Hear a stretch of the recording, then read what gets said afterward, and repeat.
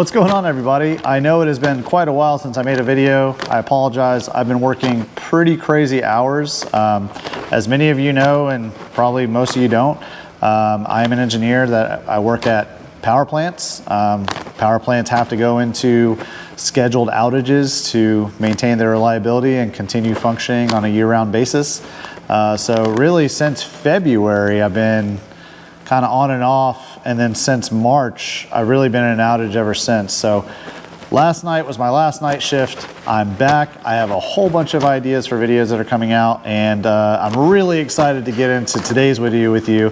And that is, we've decided on what transmission we're going to put into the Trailblazer. Now, I talked about wanting to do something other than the 4L60, and we have settled on a 6L80 swap. Now, if you're not familiar with the 6L80, the 6L80 comes in cars such as the Chevy SS, it comes in CTSVs, it comes in a bunch of trucks, Escalades, 6.2s, stuff like that.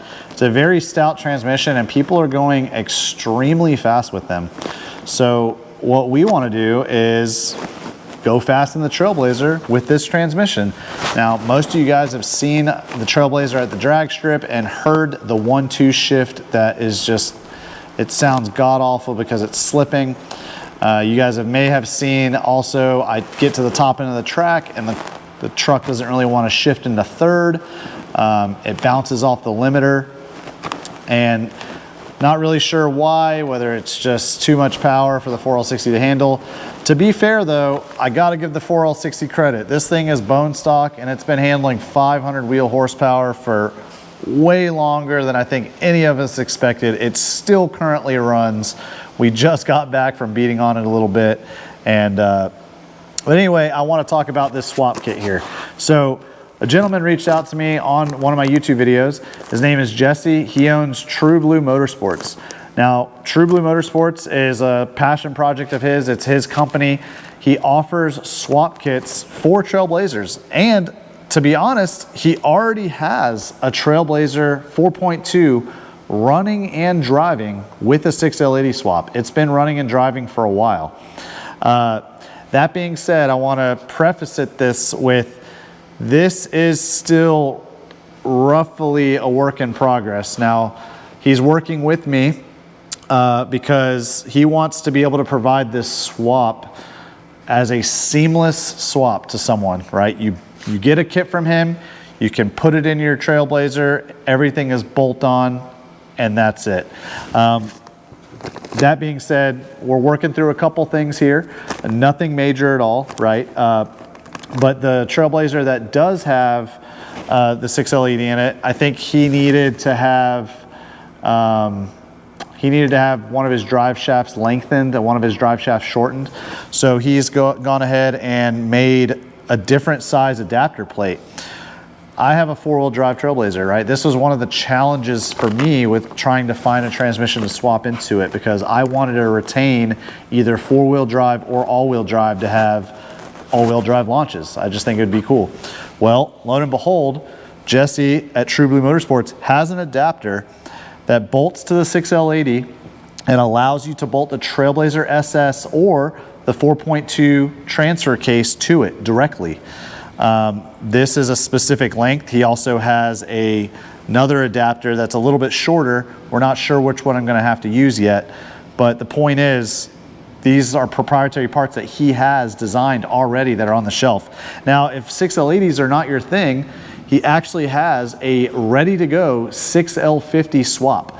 The 6L50 reuses the bell housing from the 4L60, and the 6L50 will bolt directly to the Trailblazer and using that bell housing. It's pretty awesome. The 6L80 can obviously handle more power, so that's what I wanted to do. That being said, I have a used 6L80 here from a 2009 Silverado 1500. Now, some of you may be wondering, well, how are you going to control this 6L80 with the Trailblazer, right? I still run the factory E67. Well, Jesse at True Blue Motorsports has already thought of this. First of all, I want to let you know that he offers a standalone control for the transmission. So if you don't want to run the factory computer on a Trailblazer, like an E67, or if you're doing an Atlas swap on something else and you want to run a 6L80, he has an aftermarket, or not aftermarket, but he has a standalone computer for the 6L80, so you don't have to run a factory computer. However, the E67 computer, because it's an 09, and the reason I bought an 09 specific transmission is the operating system is very similar. So he has, again, another proprietary part here. This is a T42 ECM pass-through, right?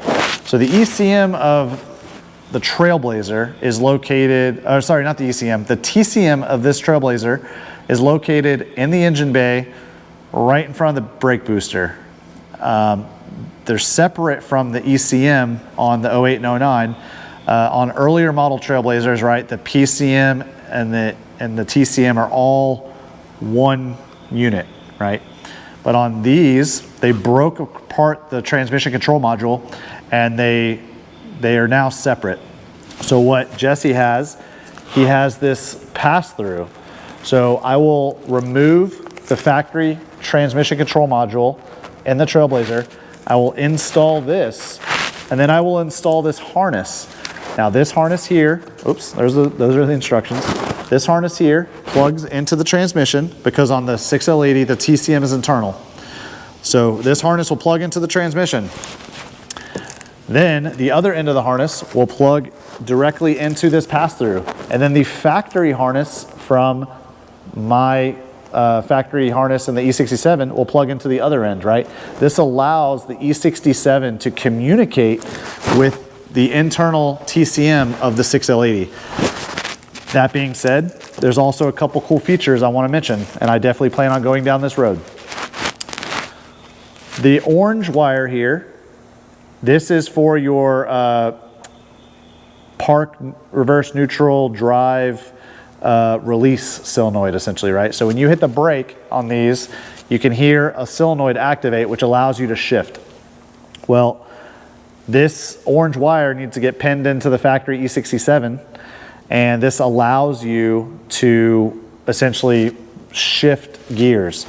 And I know some of you guys may be wondering too, well, this is a 6-speed, and what's inside the Trailblazer is a 4-speed. The shifter can't possibly work.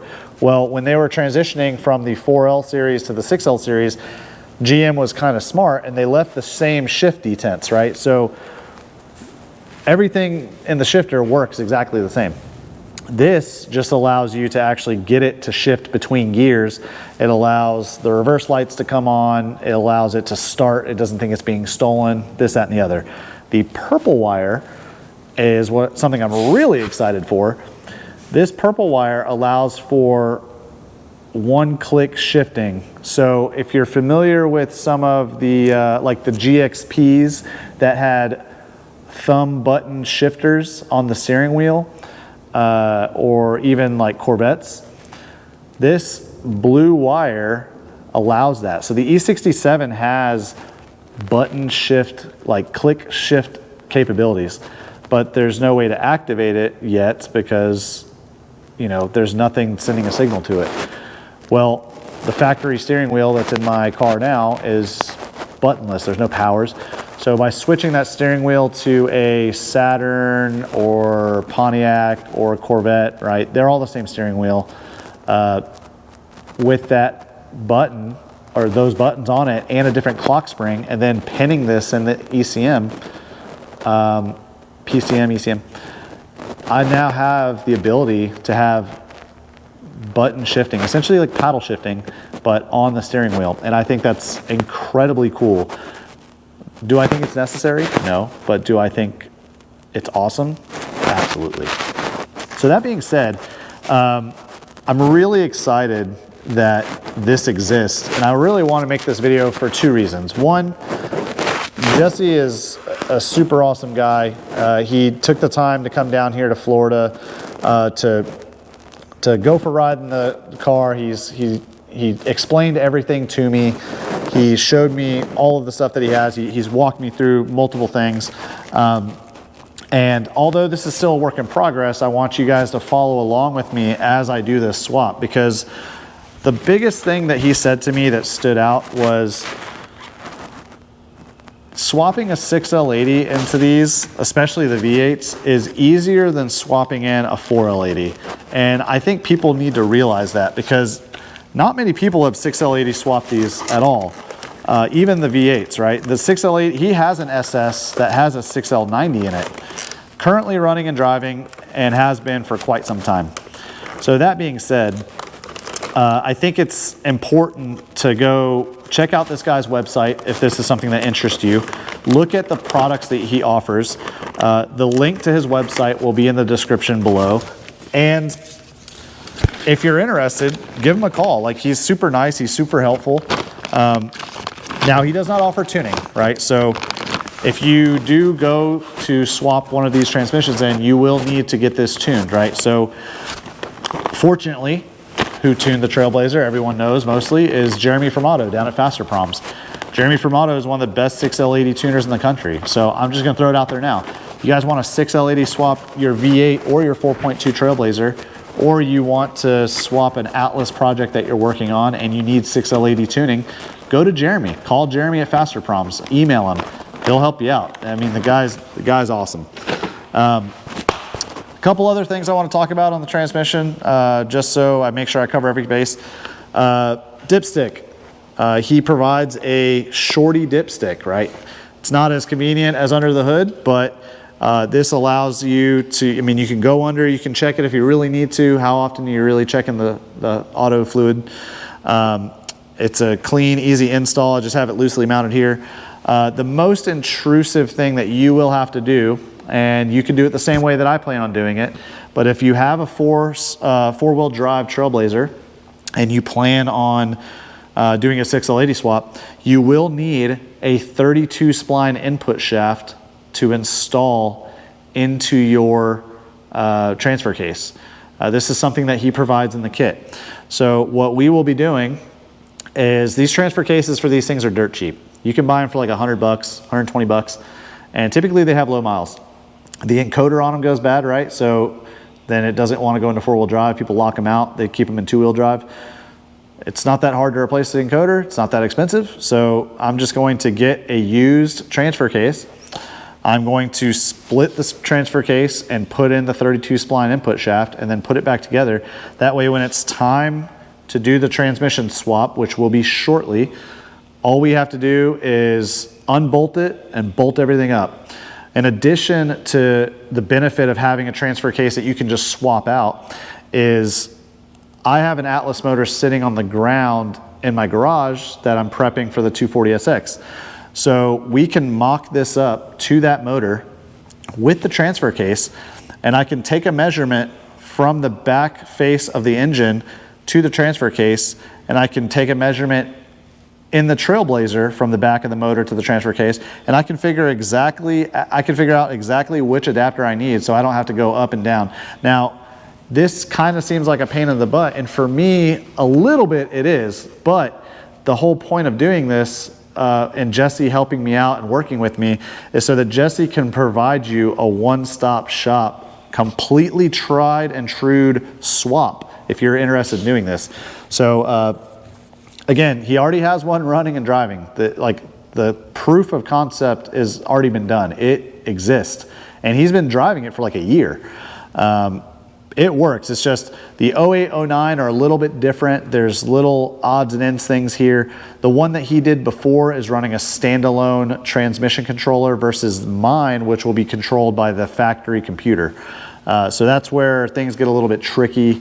Especially the 08 and 09 have a weird park sensor. On the older models, the parking sensor solenoid was on the outside of the transmission, but late 08 and in 09, they moved it internal to the transmission. So it's similar like this, it's also internal. That being said, that orange wire I showed you earlier, we're not sure, there's 2 or 3 places it needs to go to work. We haven't figured that out yet. So once we figure it out, then moving forward, he knows exactly where to put it in the instructions for where you need to pin this orange wire to. None of this is that hard. I know it seems intimidating. I myself would be intimidated normally, but I can promise you, if I'm doing it, It's not that hard. I'm not any smarter than any of you guys watching right now. Typically just fly by the seat of my pants and learn as I go. But I kind of want to take you guys along for this because I'm really excited. This transmission has a way better first gear starting ratio. The ratios of the transmissions are as follows. I'll put them on the screen. That is going to make this thing go off the line way harder.